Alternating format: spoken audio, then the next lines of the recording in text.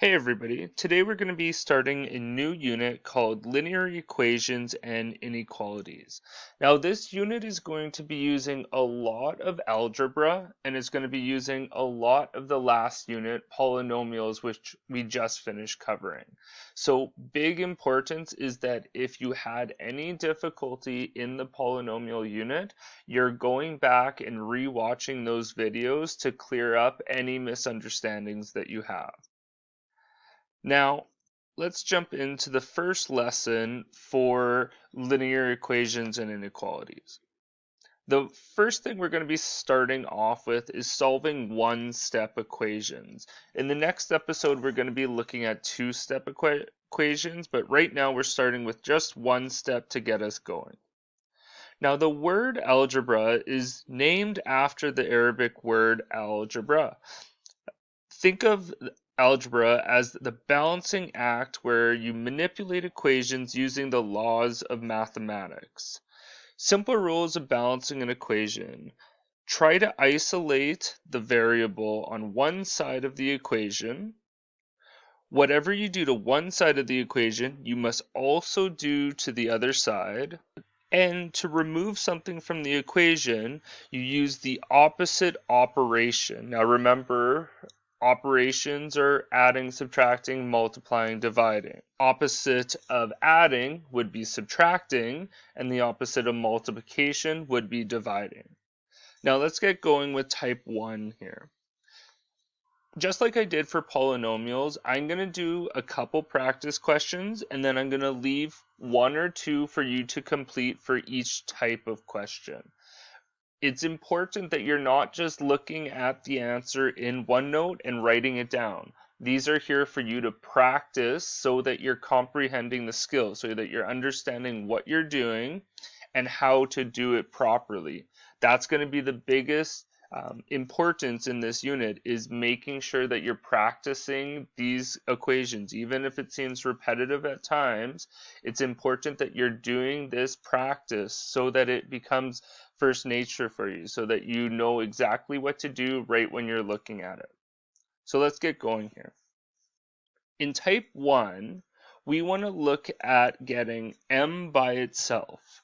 So we want to try and isolate the variable on one side of the equation. Now we only have one variable, which is m, and we want to get it by itself. So that means we want to move this positive 7 to the other side of the equation. The way that we're going to do that is we have to do the opposite operation. So if this is a positive 7, because we have m plus 7 equals 2, we want to subtract 7. Right below, I'm going to write negative 7, and that means what I do to one side, I have to do to the other. So I'm going to have a negative 7 on the other side as well. This will cancel off on the left side, and it'll bring it over to the right side.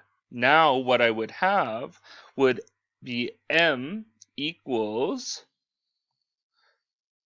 2 subtract 7. This will give me m equals 2 subtract 7 will be negative 5. So we did the opposite operation to bring it to the other side of the equation, and then we answered for m. Let's do this again. We're going to isolate y by moving this 6 to the opposite side of the equation, and the way that we move it to the opposite side is we have to do the opposite operation. So in front here, we have a positive 6. The opposite of this would be a negative 6, or subtracting 6. And what we do to one side, we have to do to the other. So we're going to have subtract 6. That cancels this off. And we're going to have y equals negative 2 subtract 6 will give us a negative 8. I'm going to leave C for you to do by yourself. Remember, we want to get x by itself, so we want to isolate it on one side of the equation, and we want to bring this 42 to the opposite side. The way that you're going to go about this is you're doing the opposite operation. So if this is a positive 42, that means you're looking for a negative 42. Now we're going to look at type 2. We have m subtract 7 equals 2. The opposite of negative 7 is going to be positive 7. So that means we need to as well do that to the other side. That cancels that off. And we have m equals 2 plus 7. So m is going to equal 9. Sliding over to b here, we have x subtract 17 equals negative 12. We want to do the opposite of negative 12, which is the opposite of negative 17, which is positive 17. And that as well has to be done to the other side, so that cancels it off. We have x equals negative 12 plus 17, which will give us x equals 5. I'm going to leave C for you to do by yourself. Remember, you want to isolate x, and you have to do the opposite operation to bring it to the other side of the equation. Looking at type 3 now, we have multiplication. So we have 2x equals 14. Now remember, the opposite of multiplication is going to be division. So what we want to do here is we want to isolate x by dividing by 2. And what you do to one side of the equation, you have to do to the other. This cancels out the 2 on the x, and we have x equals 14 divided by 2. Well, 14 divided by 2 gives us x equaling 7. Sliding over to b, we have negative 4y equals negative 12. The opposite of multiplication, again, is division, and we want to make sure that we're dividing by negative 4, not just 4. That negative has to be divided by as well. Now what we do to one side, we have to do to the other, so divide by negative 4. That cancels out the 4 on the y, and we have y equals negative 12 divided by negative 4. Remember, when you have two negatives involved, this is going to equal a positive number. So we have y equals 3. Negative 12 divided by negative 4 equals 3. I'm going to leave C for you to complete by yourself. Remember, if you have a multiplication question, the opposite of multiplication is division. Now we're going to look at type 4. So this is the last operation we're going to be looking at. It's division now. The opposite of division is going to be multiplication. We have x divided by 7 equals 21.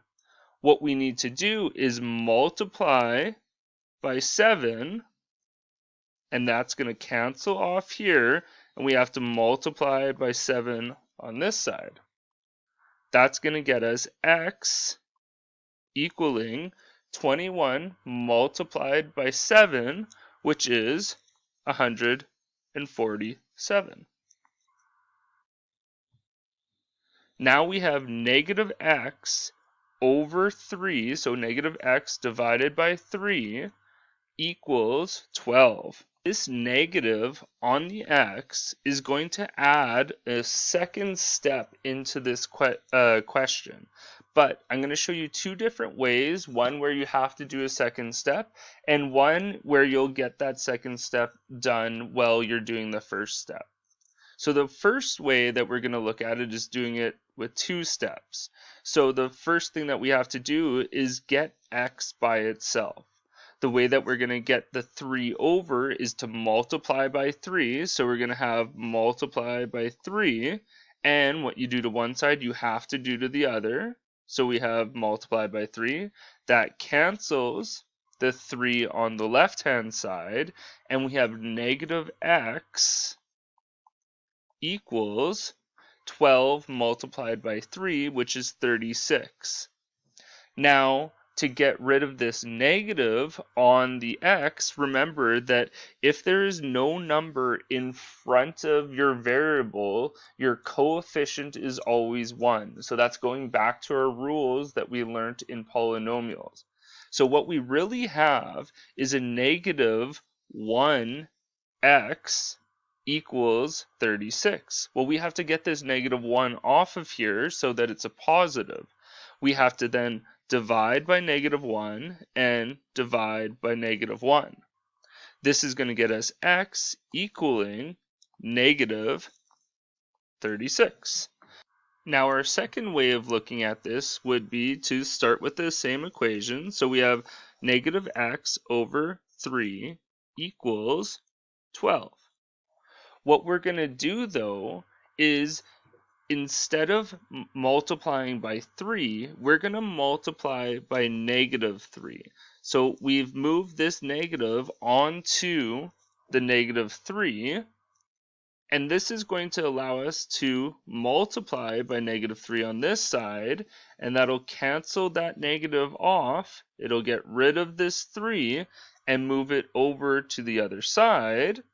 And we'd have x equals 12 multiplied by negative 3. So x will equal negative 36. This is essentially doing the 2 steps in one, and it'll lead us to the correct answer. So either way that you choose to do this is correct. I'm going to leave C for you to complete by yourself. Again, make sure that you're completing this and then checking the class 1 note to make sure your answer is correct. Next, we're going to be looking at writing, then solving one-step equations. For each statement below, write, then solve the equation to determine each number. Verify the solution. So we have a sentence of 3 times a number is 12. So 3 times a number. Now, a number is something that we don't know, so that means it's going to be our variable in this situation. So we want 3 times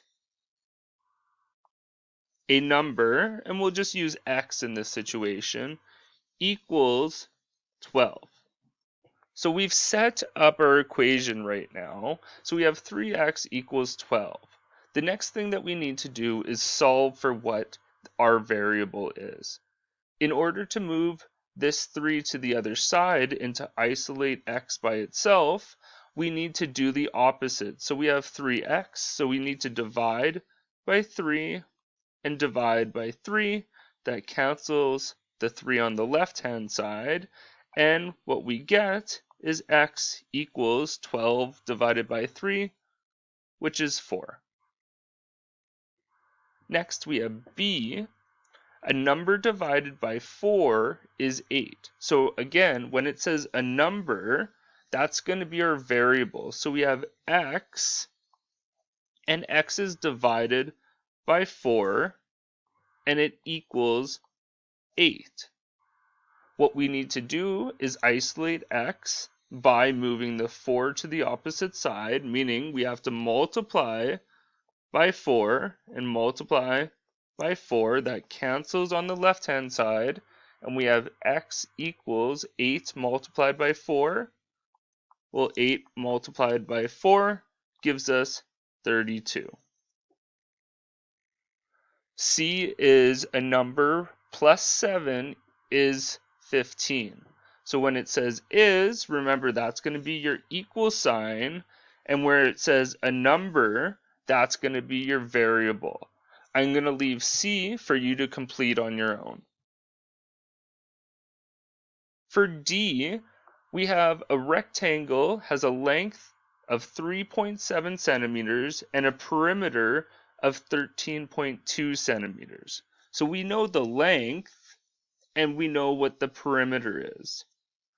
It says write an equation that can be used to determine the width of the rectangle and solve and verify your equation.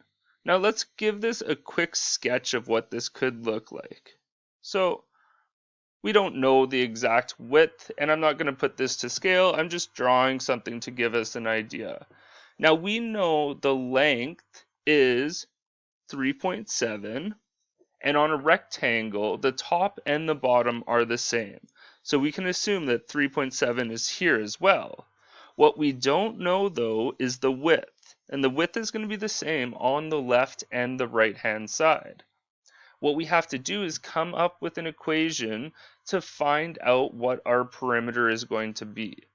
Now, when we're solving for perimeter, it's adding up all of the sides. So we know 3.7 and 3.7 are for sure in there, and we know that W and W are going to be in there because that's our width. So what we can do is form an equation here of 3.7 plus W plus 3.7 plus W.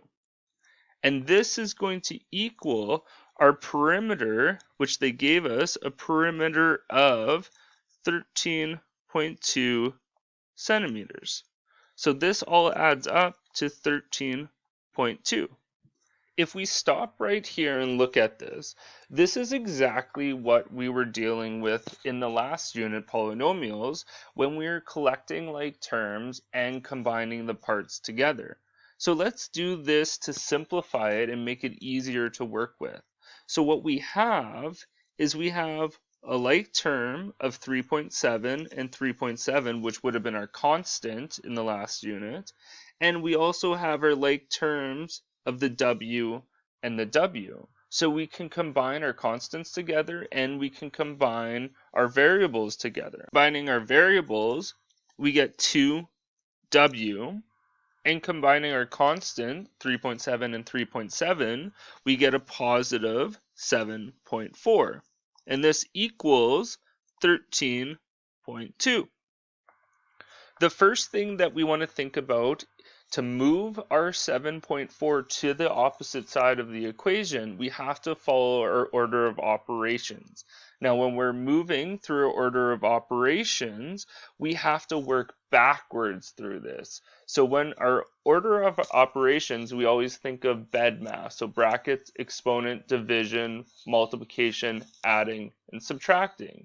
But now we're working backwards. So we're starting at the S and working backwards to move our parts of the equation around. So in order to move this 7.4 to the other side, we have to do the opposite. So subtract 7.4 and subtract 7.4. That cancels this out. And we have now 2W equals 13.2 subtract 7.4, giving us 5.8. The next thing that we need to do is get W by itself. So we need to divide by 2 and divide by 2. This cancels it on the left-hand side, and we're going to get just W equaling 5.8 divided by 2, which is 2.9. Now, important, what unit are we working with? Well, we're working with centimeters, so this is going to be 2.9 centimeters. In order to check our answer, we're going to see if this all adds up to a perimeter of 13.2. So if we had W equaling 2.9, and working our way around, adding up all of the sides for the perimeter, we'd have 2.9 plus 3.7 plus 2.9 plus 3.7 equals, if we add this all together, we'll get a total of 13.2 centimeters, and we know for sure that our answer is correct. This is going to bring us to the end of the first lesson, and in the next lesson, we're going to be looking at solving two-step equations. If you have any questions, send me a message on Teams, or you can ask me in class.